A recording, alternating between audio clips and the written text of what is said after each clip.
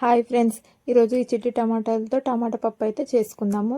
పప్పు నానబెట్టుకోవాలి. నానబెట్టిన పప్పులోనే టమాటాలు, సన్నంగా కట్ చేసిన పచ్చిమిర్చి వేసిన తర్వాత అందులోనే కొంచెం పసుపు తర్వాత కొంచెం సాల్ట్ వేసి ఇవన్నిటిని మంచిగా ఉడికేంత వరకు ఉడకబెట్టుకోవాలి. ఉడకబెట్టుకున్న తర్వాత మంచిగా ఉడికిన తర్వాత వాటికి మళ్ళీ తిరిగి పోపు అనేది పెట్టుకోవాలి. పోపు ఎలా పెట్టుకోవాలో చూడండి.